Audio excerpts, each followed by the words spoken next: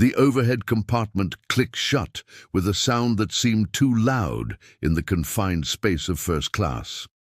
Marcus Chen didn't look up from his phone as he settled into seat 2A, his fingers already composing an email that would determine whether 300 jobs in Omaha survived the next fiscal quarter.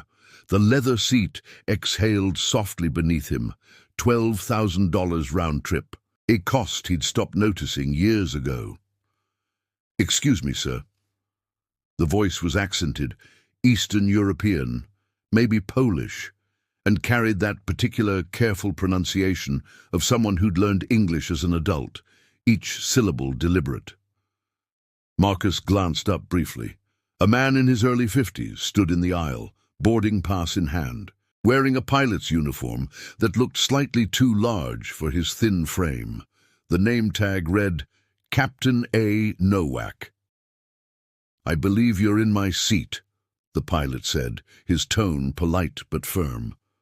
Marcus felt the familiar tightening in his chest, that instant flash of annoyance that came from being interrupted. He held up his own boarding pass without fully looking at it. 2A, first class. "I upgraded this morning." "Yes, sir, I understand. But I'm the pilot for this aircraft, and this is my deadhead seat back to Newark. The gate agent should have assigned you a different seat when you upgraded." Captain Nowak's English was excellent, but there was something in his posture, slightly hunched, apologetic even while being correct, that Marcus had seen before. The stance of someone who expected resistance. Around them, other first-class passengers were watching now. A woman in 3B lowered her magazine. The flight attendant, Jennifer, according to her name tag, approached with a professional smile that didn't reach her eyes. "Is there a problem, gentlemen?" Marcus straightened in his seat, his voice taking on the edge he used in boardrooms. "No problem. I have a confirmed first-class ticket for 2A. I have 3 acquisitions calls during this flight, and I've already connected to the Wi-Fi. I'm not moving." "Sir," Jennifer began, her tone measured, "Captain Nowak needs to deadhead to Newark for a flight tomorrow morning. FAA regulations." "I don't care about regulations. I paid for this seat." Marcus cut her off, his attention already drifting back to his phone. "Find him another seat. There are plenty in coach." Something shifted in the air. The captain's jaw tightened almost imperceptibly. When he spoke again, his voice was quieter, which somehow made it more cutting. "I have flown for 32 years without incident. I came to this country with $47 and a pilot's license that nobody wanted to recognize. I cleaned airport bathrooms at JFK for 2 years while I studied for my FAA exams at night. I am not asking for special treatment. I am stating a fact. That seat is assigned to me." "Good for you," Marcus said, not looking up. "The American dream and all that still doesn't change the fact that I'm sitting here." He could feel the stares now, hot against his skin. But Marcus had learned long ago that caring what strangers thought was a luxury that successful people couldn't afford. His father had taught him that, right before the stroke that left him unable to recognize his own son. Sentiment was a weakness. Jennifer's voice grew firmer. "Mr. Chen, I'm going to have to insist. Do you know who I am?"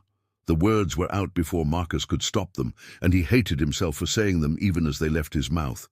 The cliché of every entitled passenger, but he was tired, bone-tired from 18 months of gutting companies and rebuilding them, from sleeping 4 hours a night, from carrying the weight of decisions that affected thousands of lives. "I know you are in my seat," Captain Nowak said simply. The plane had gone silent. Even the muffled sounds from economy seemed to have faded. Marcus felt his phone buzz. Another email, another crisis that needed his attention. The small text swam slightly in his vision. When had he last slept a full night? When had he last had a conversation that wasn't a negotiation? "Fine." He stood abruptly, grabbing his briefcase.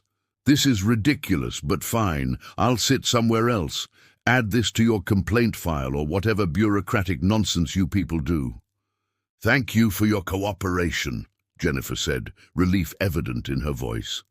Marcus moved to 4C, the only other available first-class seat, next to a businessman who immediately offered an apologetic smile and went back to his laptop.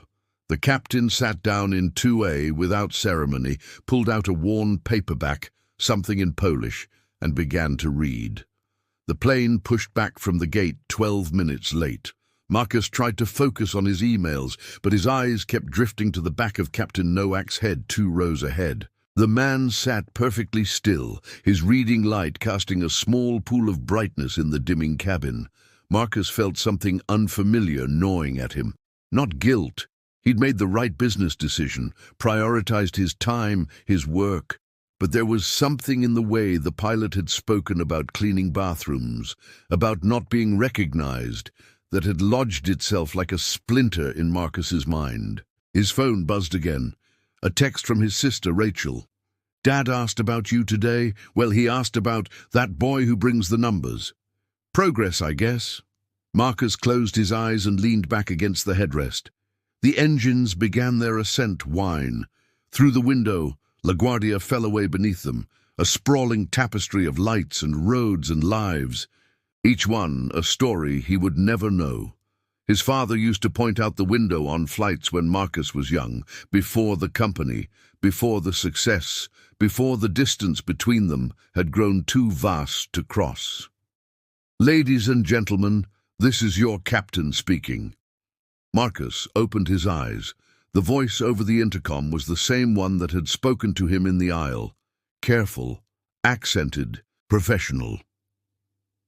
"We've reached our cruising altitude of 35,000 feet. Flight time to Newark will be approximately 2 hours and 40 minutes. We may experience some light turbulence over the Appalachians, but nothing to be concerned about. On behalf of myself and First Officer Rodriguez, we wish you a pleasant flight." The intercom clicked off. Marcus stared at the seatback in front of him, a strange sensation settling over him. The captain wasn't deadheading. He was flying this plane. He was flying Marcus home. The irony wasn't lost on him. Jennifer appeared at his elbow with a warm towel and a sympathetic smile. "Can I get you anything to drink before we begin service, Mr. Chen?" "Scotch," Marcus said. "Neat. Make it a double." Fine. As she walked away, Marcus caught his reflection in the darkened window. A 42-year-old man who looked 50, wearing a suit that cost more than most people's monthly rent, heading home to an empty apartment in Tribeca, and a father who couldn't remember his name. The plane hummed around him, held aloft by the skill of a man he'd just humiliated over a seat. He opened his laptop, but the spreadsheets blurred into meaningless numbers. Outside, the darkness was complete, except for the blinking wing light, a small red pulse in the infinite black. Marcus thought about his father again, about the last coherent conversation they'd had, 3 years ago in the hospital.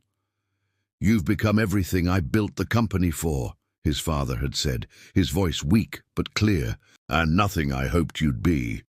Marcus had never asked what he meant. He'd been too angry, too defensive.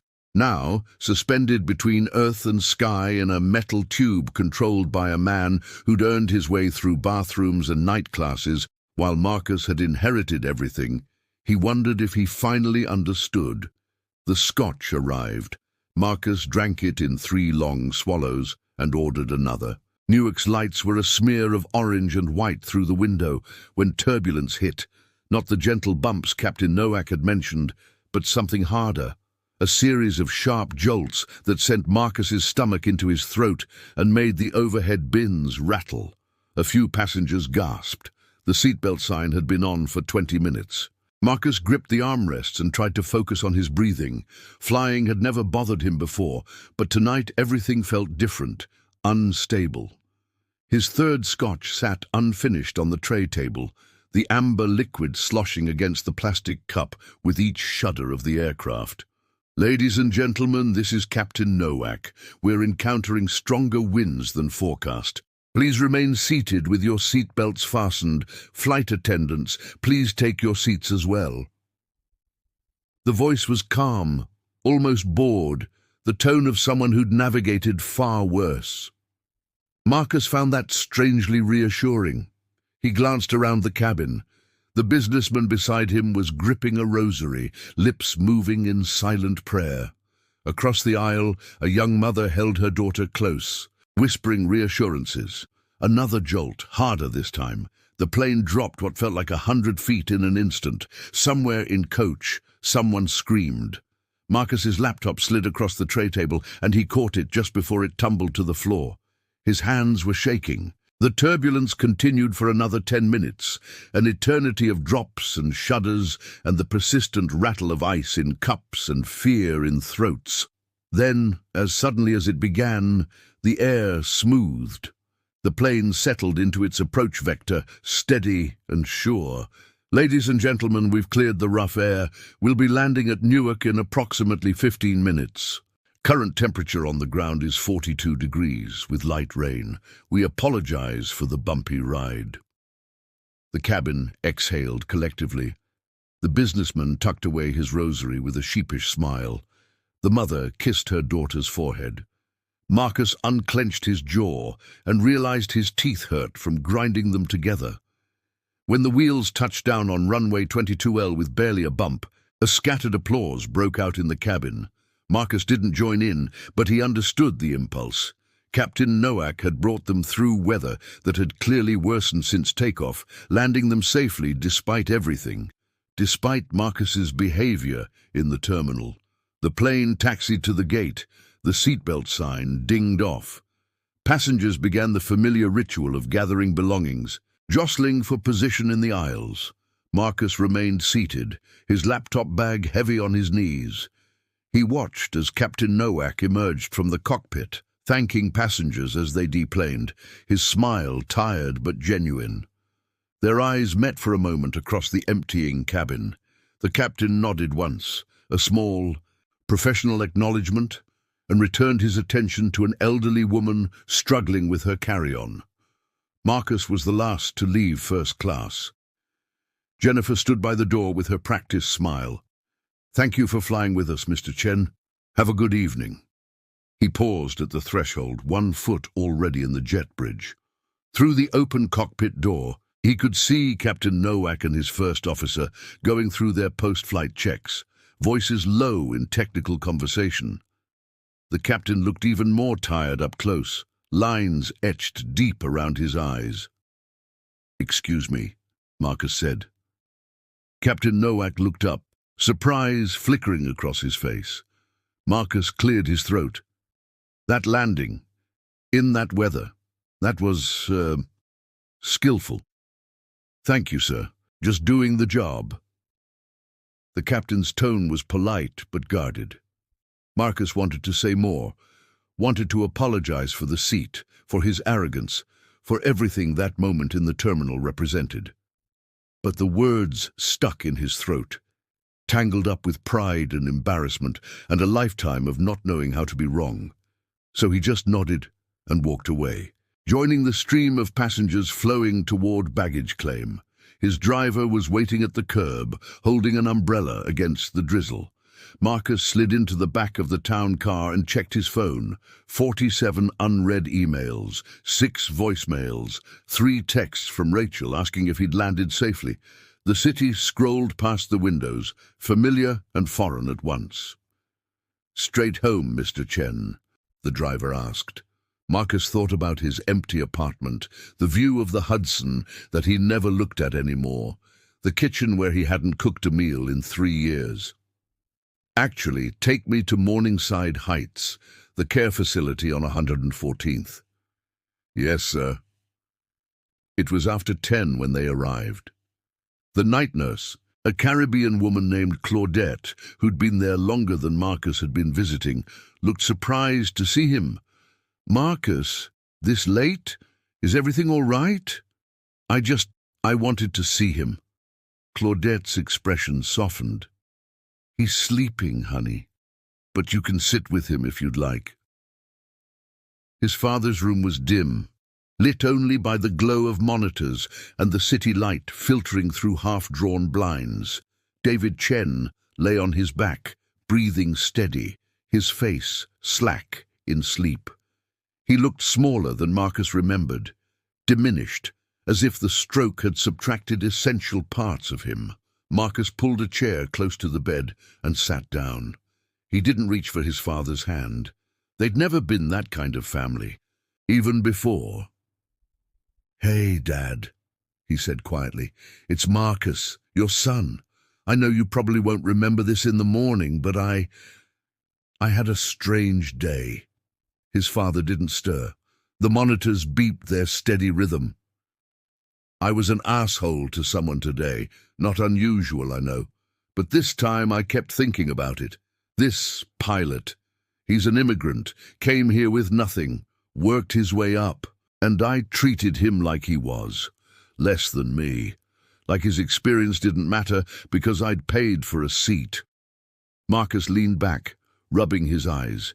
He hadn't slept properly in days, and the scotch was catching up with him, making everything feel loose and disconnected. "You built Chen Industries from nothing too. I forget that sometimes. I inherited the empire, but you were like that pilot. You understood what it meant to earn something." The words hung in the quiet room. Through the window, Marcus could see the lights of Columbia University, students moving between buildings despite the late hour, chasing futures that felt infinite and possible. He'd walked those same paths once, before business school, before the pressure of legacy had turned everything sharp and urgent. "I don't know why I'm telling you this," Marcus continued, his voice barely above a whisper. "You won't remember. Maybe that's why I can actually say it." His phone buzzed. An email from the Omaha team. The layoffs could be reduced from 300 to 80 if they consolidated the Atlanta facility instead. Better numbers, but still 80 families disrupted. Marcus stared at the screen, his father's labored breathing the only sound in the room. When had he started measuring human lives in numbers on a spreadsheet? He stayed for another hour, sitting in the semi-darkness, not speaking, just present in a way he hadn't been in years. Claudette poked her head in once, saw him there, and quietly withdrew. At midnight, Marcus finally stood, his back stiff from the airport seat in the hospital chair. "I'll come back soon," he said, though he'd made that promise before and broken it more times than he could count. Maybe next time we can actually talk. If you're having a good day." His father's eyes moved beneath closed lids, chasing some dream Marcus would never know. The drive back to Tribeca took 20 minutes. The apartment was exactly as he'd left it, immaculate, impersonal, the work of a cleaning service that came twice a week. Marcus stood in the middle of his living room, surrounded by furniture that cost more than most cars, and felt utterly alone. He pulled out his laptop and opened his email, intending to work, to lose himself in the familiar rhythms of acquisition reports and financial projections. Instead, he found himself Googling Captain A. Nowak pilot. The search returned limited results. A few airline forum posts praising a captain for smooth landings and good announcements, a mention in a news article from 15 years ago about a program helping foreign-trained pilots get FAA certification, and one result that made Marcus pause. A Polish aviation magazine article from 1987, archived and translated by some obscure historical database. The article featured a young Andrzej Nowak, barely 25, standing in front of a small aircraft at an airfield outside Warsaw. The headline, roughly translated, read, "Rising Star of Polish Aviation Grounded by Economic Reality." Marcus clicked through to the full article. It detailed how Nowak, one of Poland's most promising young pilots, had been forced to abandon his career when state-run airlines collapsed in the economic upheaval of the late 1980s. He'd emigrated to America in 1989, the article said, hoping to start over. From rising star to bathroom cleaner to airline captain. 30-plus years of rebuilding a dream that had been stolen by circumstances beyond his control. Marcus closed his laptop and walked to the window. Below, the city pulsed with light and motion, millions of stories unfolding in the darkness. Somewhere out there, Captain Nowak was probably home too, maybe in some modest apartment in Queens or New Jersey. Maybe reviewing flight manuals, or maybe just sitting in silence, decompressing from another day of responsibility. Two men, both shaped by their fathers' legacies, both carrying weight they couldn't put down. Marcus thought about the seat again, about the casual cruelty of his response, about how easy it was to forget that everyone around you had fought their own battles to be standing there. His phone rang. Rachel. "Did I wake you?" she asked, though she clearly knew he was awake. "No, I couldn't sleep. I saw you were at the facility. Claudette texted me." Marcus smiled despite himself. His sister had cultivated a network of informants to track his rare moments of emotional availability. Just felt like visiting. At 11 p.m. Long day, weird flight. Want to talk about it? Marcus considered telling her about the seat, about the turbulence, about the strange guilt that had followed him all evening. Instead, he just said, "Maybe sometime. How's Dad?" "Same. He had a good morning. Asked about the numbers boy again. I showed him a photo of you. He studied it for a long time, like he was trying to place you. Then he fell asleep." The pain in Marcus's chest was physical. "Does he ever ask about me by name?" Rachel was quiet for a moment. "Sometimes, not often. But Marcus, the fact that he's asking at all, that he knows there's someone he should remember, that's something." "Yeah, something." They talked for a few more minutes about nothing important. The comfortable rhythm of siblings who'd learned to communicate around the holes in their lives. After they hung up, Marcus stood at the window for a long time, watching the rain streak the glass and the distant lights of planes descending toward Newark, each one carrying its own cargo of stories and regrets and second chances. Tomorrow he would make the calls about Omaha and Atlanta. Tomorrow he would face the spreadsheets and the decisions that determined whether families kept their homes or lost them. Tomorrow he would be Marcus Chen, CEO, the man who'd built a reputation on ruthless efficiency. But tonight, just for tonight, he was simply a man who'd been unkind to someone who deserved better, standing alone in a too-expensive apartment, wondering when he'd traded his humanity for success and whether the exchange rate had been worth it. The city offered no answers, only questions that multiplied in the darkness. The news broke 3 days later, though Marcus didn't see it immediately. He was in back-to-back meetings all morning, the Omaha restructuring, then a tense video conference with the Atlanta team, then lunch with investors who wanted reassurance that Chen Industries' aggressive expansion wouldn't crater their portfolios. It wasn't until 2 p.m., when his assistant Angela brought him coffee and her tablet, that he saw the headlines.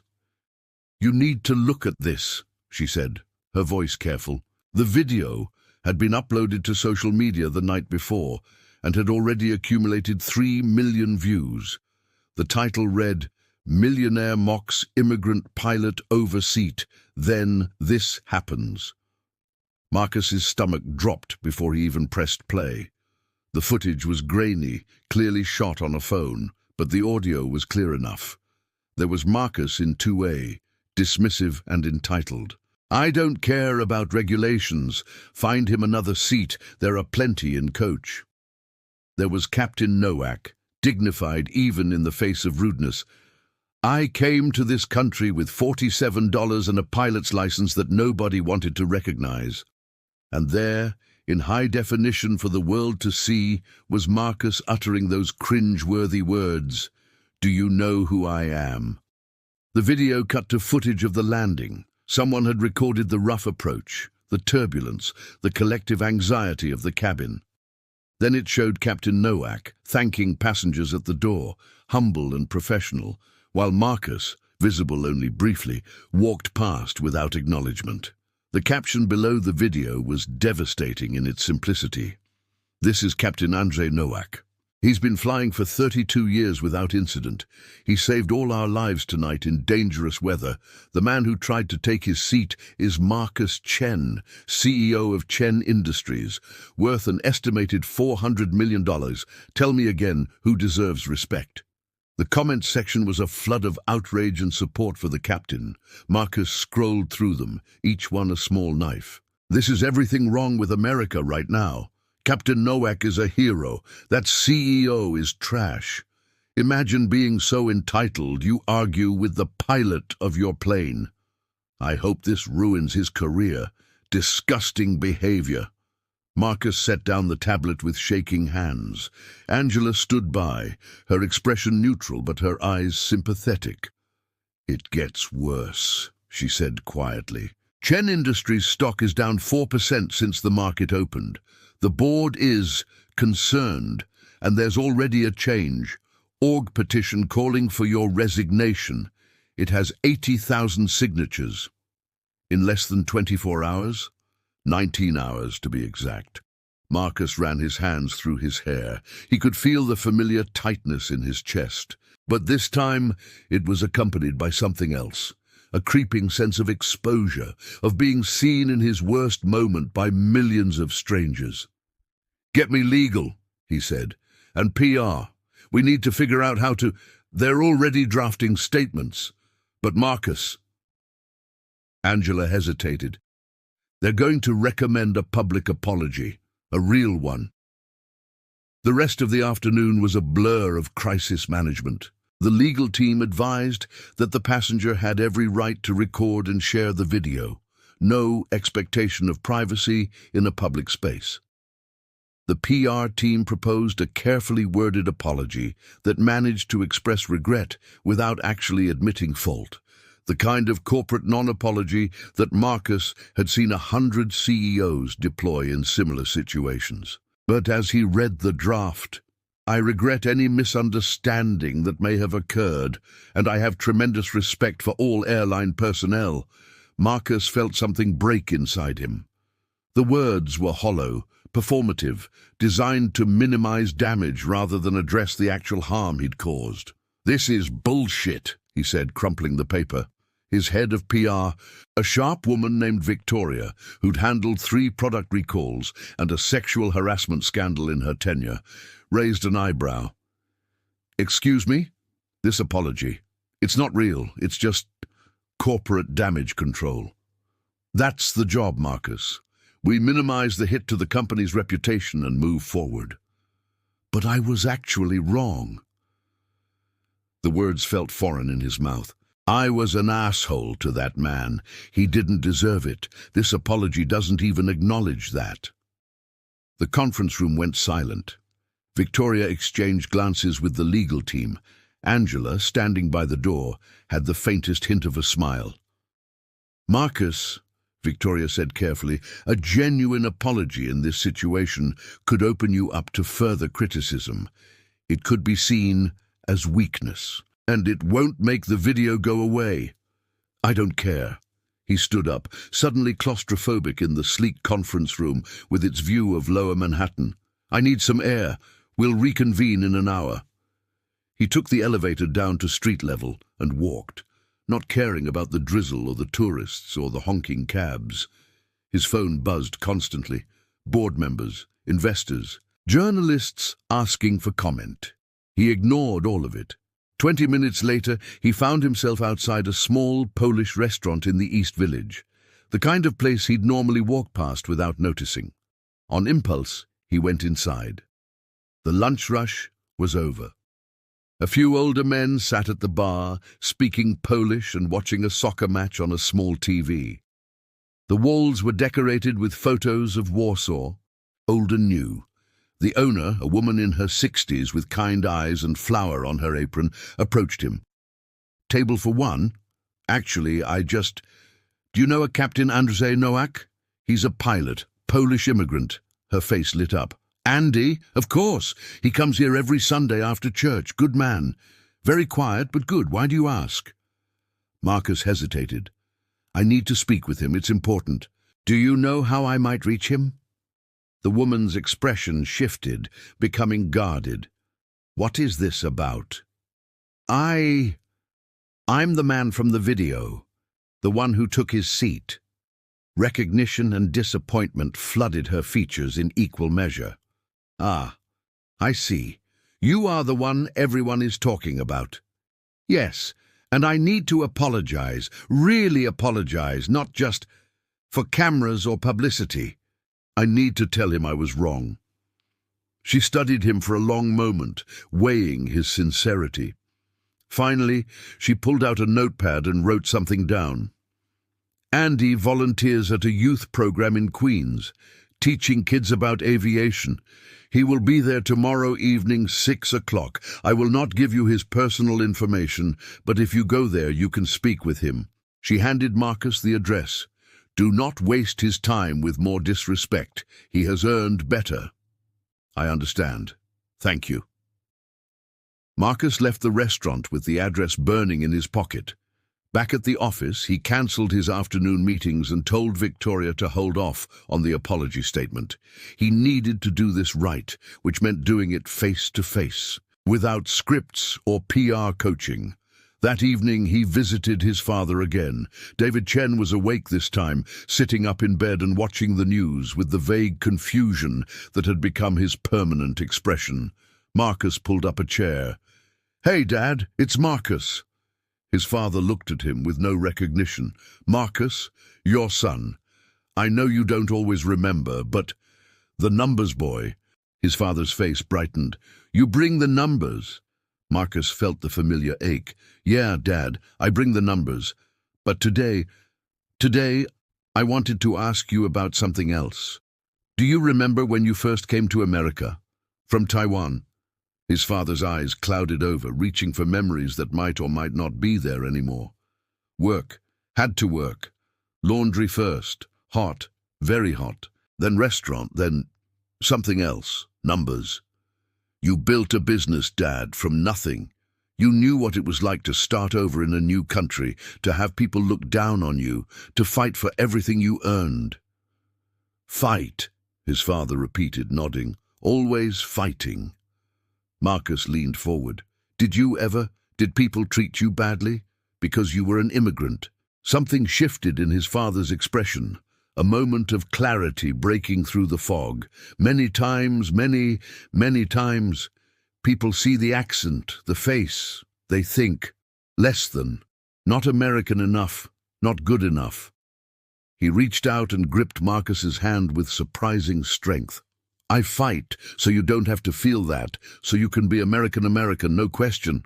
But Dad, I think I forgot something important about what that fight meant, about respecting other people who are still fighting. His father's clarity was already fading, his eyes drifting back to the TV, but he squeezed Marcus's hand once more before letting go. Don't forget where you come from. Even if I forget everything else, don't you forget. Marcus stayed until his father fell asleep. Those words echoing in his mind. Don't forget where you come from. He'd spent so much of his life trying to transcend his origins, to become the ultimate insider, that he'd forgotten the struggles that made his success possible. His father had faced the same prejudices Captain Nowak faced, the same dismissals, the same assumptions of inferiority, and Marcus had become the very thing his father had fought against. The next evening, Marcus took the subway to Queens, something he hadn't done in years. The youth center was in a working-class neighborhood, tucked between a bodega and a laundromat. Through the window, he could see a dozen kids, mostly teenagers, gathered around tables covered with model airplanes and aviation charts. And there, standing at the front of the room, with a pointer in his hand, was Captain Nowak. Marcus watched for a moment before entering. The captain was explaining the principles of lift, his accent still present, but his passion unmistakable.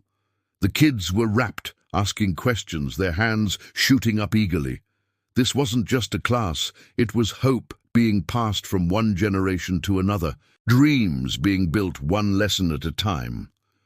Marcus pushed open the door. The bell chimed, and everyone looked up. Captain Nowak's smile faded when he recognized his visitor. "Can I help you?" His tone was polite but cold. "I'm sorry to interrupt. I was hoping I could speak with you, after your class, if possible." The kids were whispering now, recognition dawning. One pulled out his phone. Marcus raised his hands. "Please, no recording. This is private." Captain Nowak studied him for a long moment, then nodded. "Class ends at 7. You can wait in the hall." Marcus waited on a bench in the corridor, listening to the muffled sounds of the lesson continuing.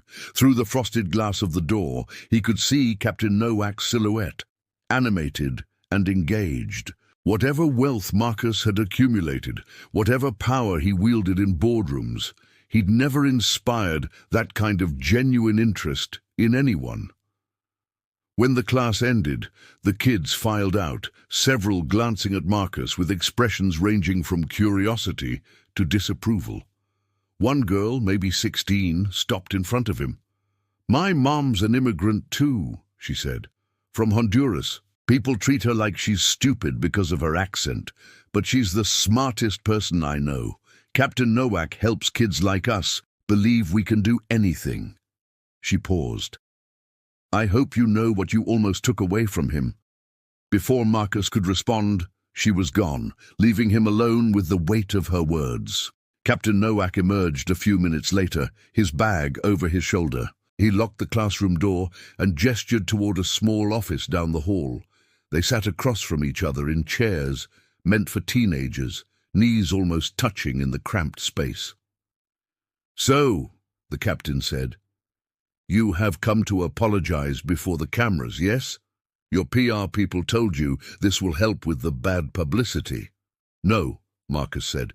"I mean, yes, the publicity is bad. The company's stock dropped.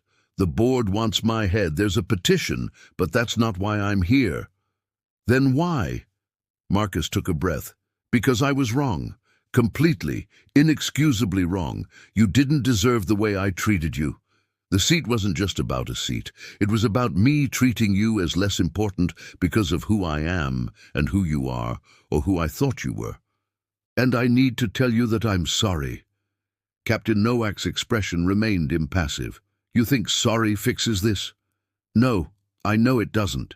But it's the truth, and you deserve to hear it. You know what hurts most?" The captain leaned back, his weathered face thoughtful. "Is not the seat. I have dealt with worse, much worse. When I first came here, I could not get job flying. Even though I had more hours than most American pilots, my license from Poland, worthless paper here. People assume because of accent, because of where I am from, I am not qualified. I proved them wrong every single flight, every landing, every decision. I proved them wrong." He paused, his eyes distant. "But that day on plane, you reminded me that even after 32 years, even with perfect record, even after saving lives in bad weather, I'm still just immigrant who doesn't belong in first class." The words landed like blows. Marcus felt his throat tighten. "I'm sorry. I'm so sorry." "My father was pilot too," Captain Nowak continued, his voice softer now. "In Poland, before everything fell apart. He flew crop dusters, small planes, nothing fancy. But he loved it, loved the freedom of sky. He'd tell me when I was boy, 'Andre, up there everyone is equal. Ground is where people make divisions. In sky we are all just humans in metal tube, hoping to reach destinations safely.'" He looked directly at Marcus. "I try to live by that. Treat every passenger same, whether they pay $10,000 or $200. Because in the end, we all want same thing, to get home safe to people we love." Marcus nodded, not trusting himself to speak. "You have family, Mr. Chen." "A father. He has dementia. Doesn't remember me most days." "I am sorry. That must be very difficult." The simple compassion in those words broke something open in Marcus. He was an immigrant too, from Taiwan, built everything from nothing, worked jobs people looked down on him for, faced prejudice his whole life, and somehow I forgot all of that. I became the kind of person he fought against. Captain Nowak was quiet for a moment. "We all forget sometimes. What matters is if we remember again. I want to make this right." I know I can't undo what I did, but is there anything I can do? For you, for this program, anything? The captain shook his head. I don't want your money, Mr. Chen. Money is easy for you. What I want is harder. What? I want you to understand, really understand what it means to be person people underestimate, to work twice as hard for half the recognition, to prove yourself every single day because of how you look or how you sound. He stood up. Maybe then you treat people different. Maybe then you see we are all fighting battles you know nothing about. Marcus stood too, feeling small despite his height. You're right, I will. I promise. I'll try to do better. They shook hands, a simple gesture, but it felt significant, like a bridge being tentatively rebuilt. The girl who spoke to you in hall, Captain Nowak said as they walked to the exit. Sophia. Her mother cleans offices at night, goes to nursing school during day. Sophia wants to be aerospace engineer. I try to show her it's possible, that dreams are allowed for everyone. Does she need help? With school tuition? Captain Nowak smiled slightly. See, you go straight to money again. What Sophia needs is someone to believe in her. What all these kids need is to see people who look like them, who sound like them, doing things they dream of. That's worth more than any check. They reached the exit. The evening was cool, the streets busy with people heading home from work. Somewhere above, Marcus could hear the distant roar of a plane approaching LaGuardia. Thank you for seeing me, Marcus said, and for saying what needed to be said. I hope you mean what you say about doing better. The world needs more people who can admit they are wrong. Captain Nowak paused. And, Mr. Chen, I saw you looking at my students through the window before class. You had expression on your face like you were seeing something you lost. Maybe I was.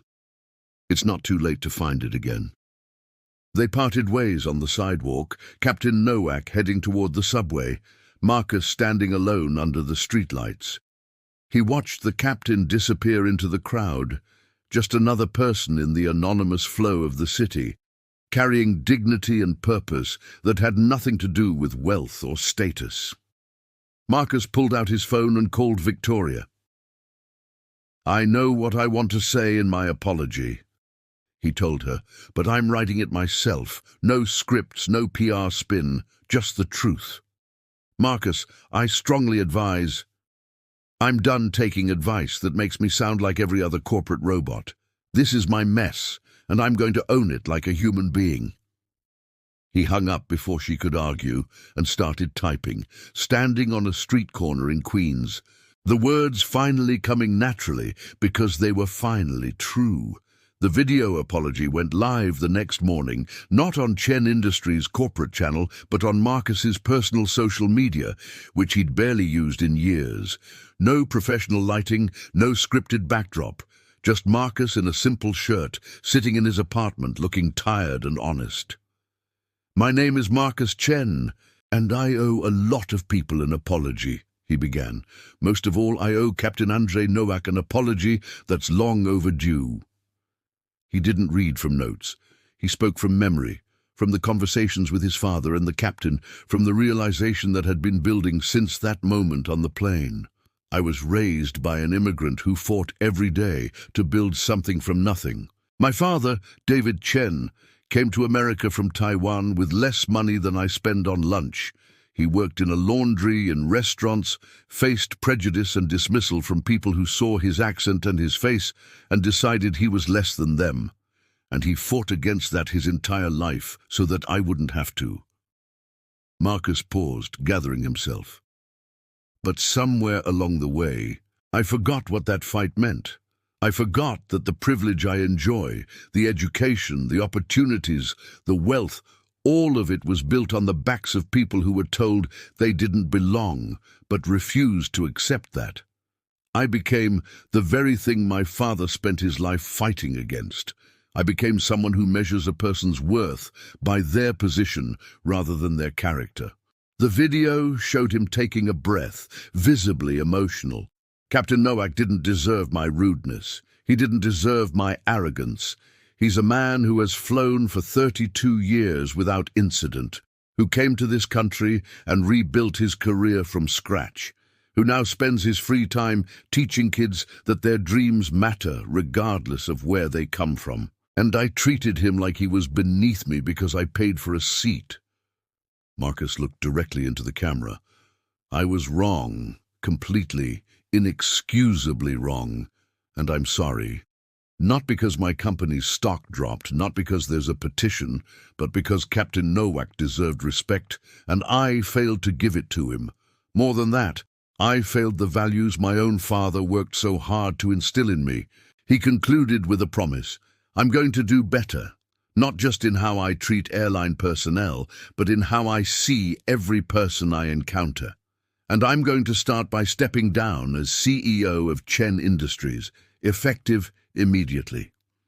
The last part wasn't planned. Marcus hadn't told the board, hadn't consulted legal or PR, but as he said the words, he knew they were right. He'd built a career on ruthless efficiency, on maximizing profit at the expense of humanity, and that person couldn't lead a company he wanted to be proud of.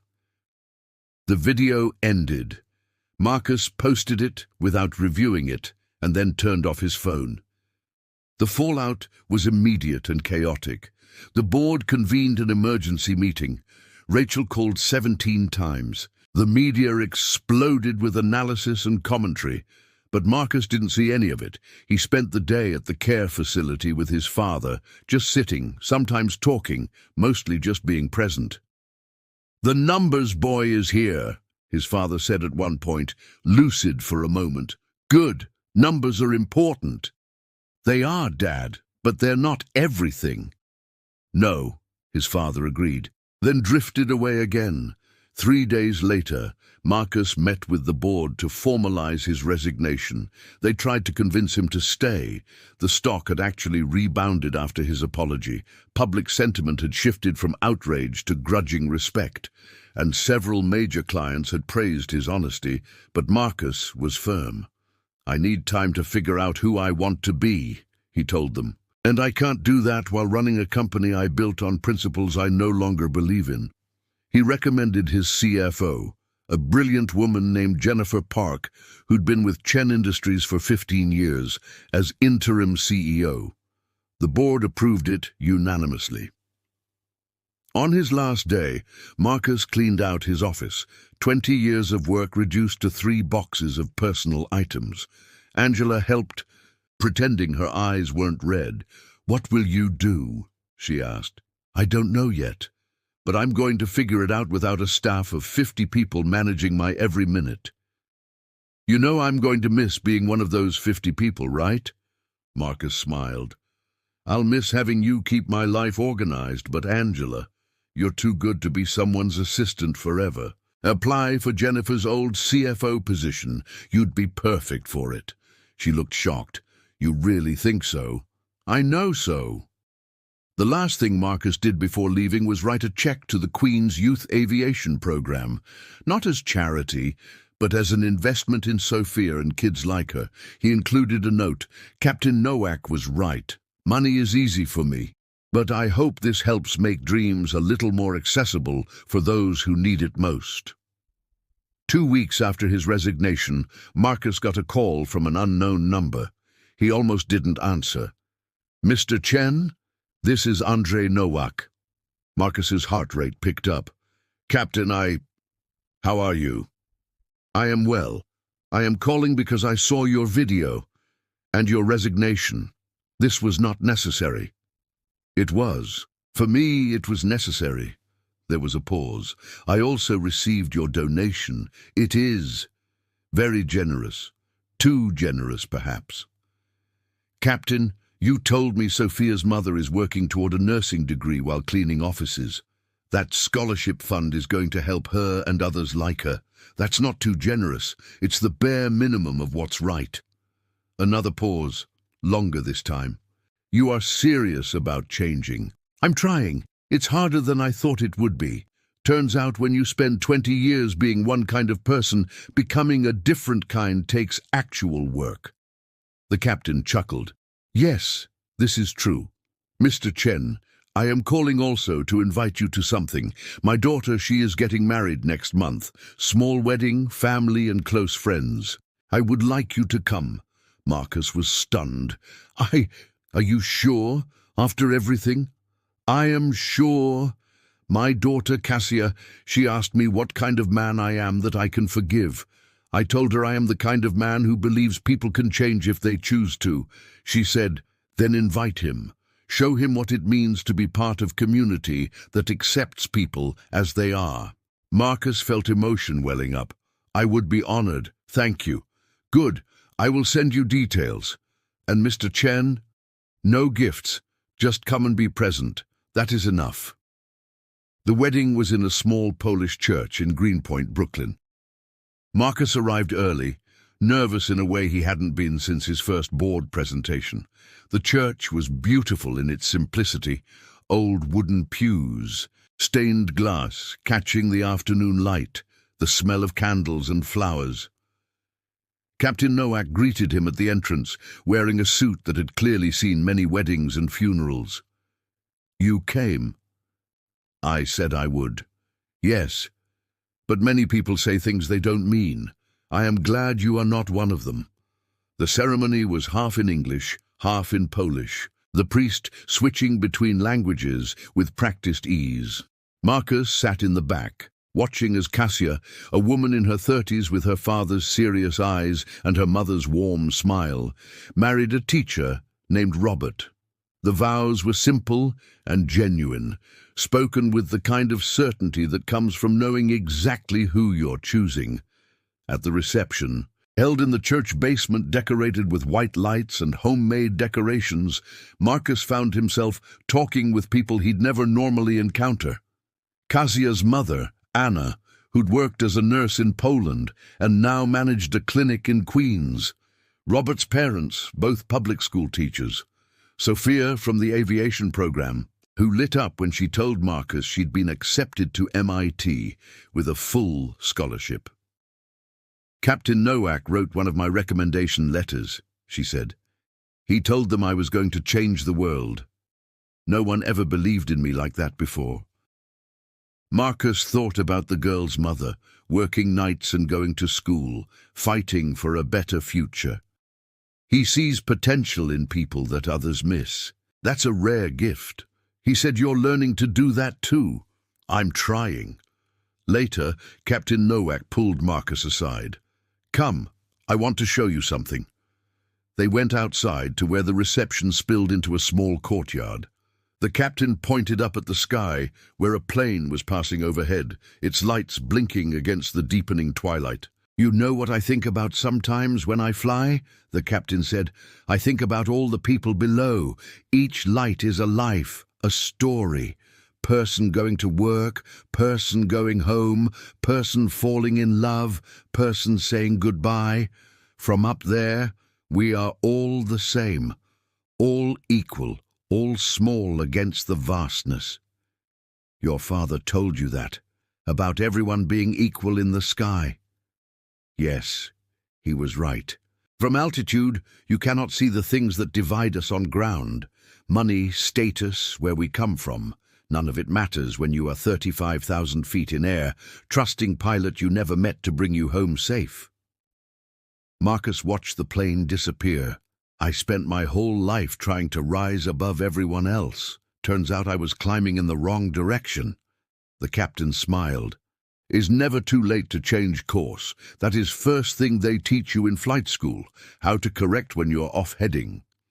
They stood in comfortable silence for a while, two men from vastly different paths who'd collided in a moment of conflict and emerged something like friends. Captain, Marcus said eventually, can I ask you something? That night on the plane, when I was being terrible, why didn't you argue more? Why did you just accept moving eventually? Because I learned long time ago that some battles are not worth fighting in the moment. Better to maintain dignity, do job well, and trust that truth will reveal itself eventually. I could have escalated, made scene, proven point.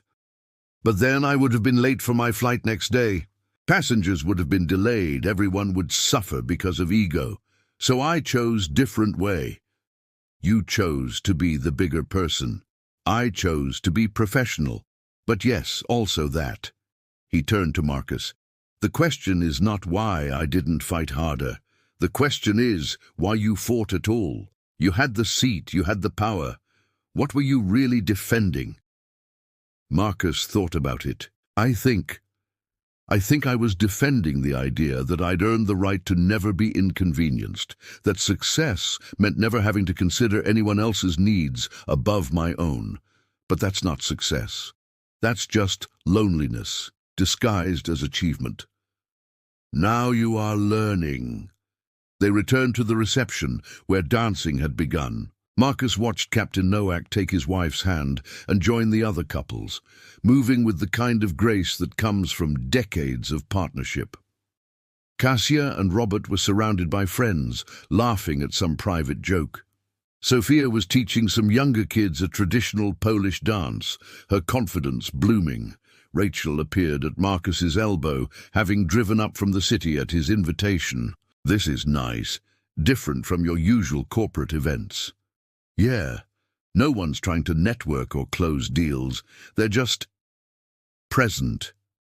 How are you doing? Really? Marcus considered the question. Since his resignation, he'd been adrift in a way that was both terrifying and liberating.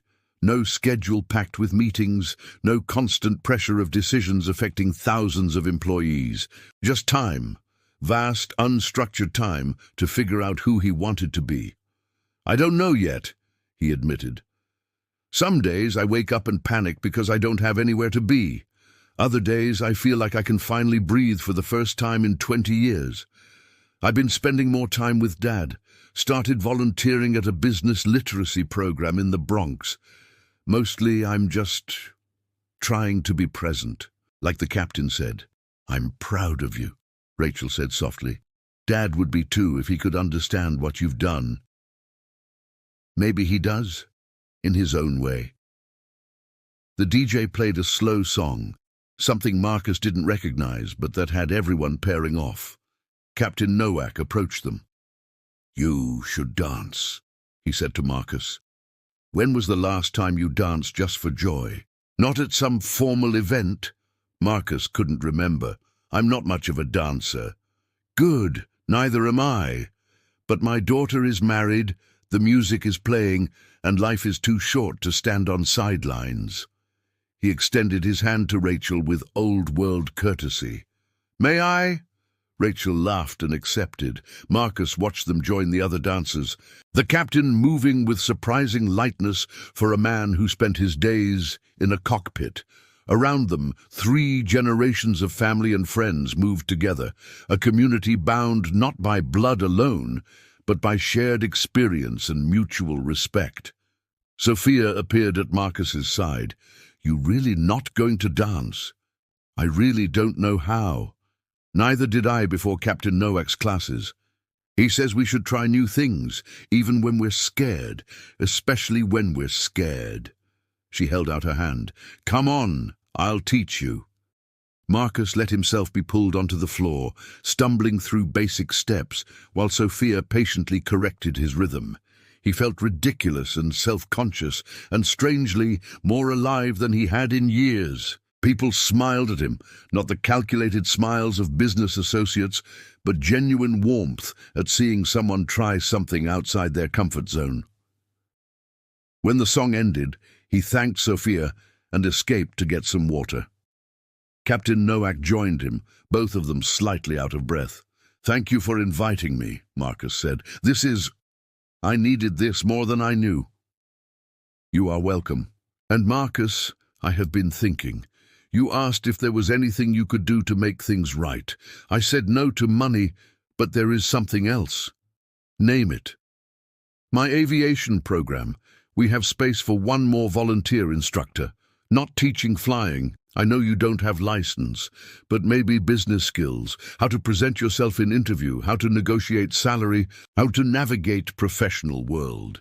These kids, they have dreams, but many don't have anyone to show them the practical side of achieving those dreams.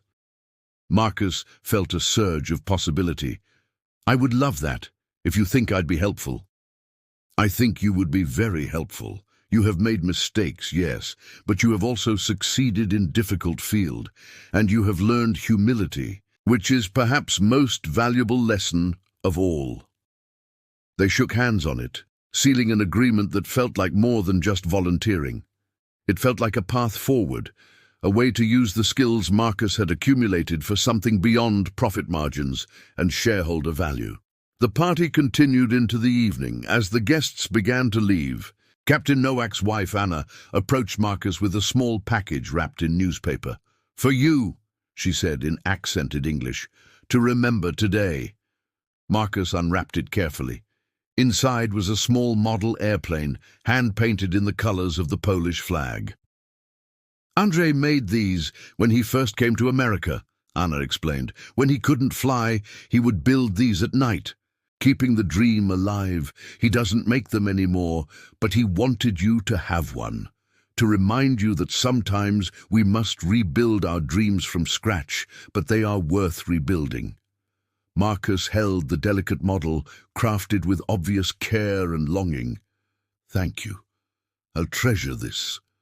Driving back to the city with Rachel, Marcus kept the model on his lap, careful not to damage it. The lights of Brooklyn gave way to Manhattan, the familiar skyline rising ahead. "You're really different," Rachel observed. "I mean, you look the same, but something fundamental has changed." "I had to break before I could rebuild," Marcus said. "That video, the seat incident, it was humiliating, but it was also necessary. I needed to see myself clearly, without all the justifications I'd built up over the years." "What happens now? Are you going back to business?" "Maybe, eventually. But if I do, it'll be different. I can't go back to treating people like numbers on a spreadsheet, like their value is determined by their productivity or their position. There has to be a better way to build companies, one that doesn't require sacrificing humanity for efficiency." They drove in silence for a while. Marcus thought about his father, about Captain Nowak, about all the people who'd fought to build lives in a country that didn't always welcome them. He thought about Sophia and the other kids in the aviation program, dreaming of futures that required someone to believe in them. "You know what Dad used to say?" Rachel asked. "Before the stroke, when he could still talk about the early days." "What?"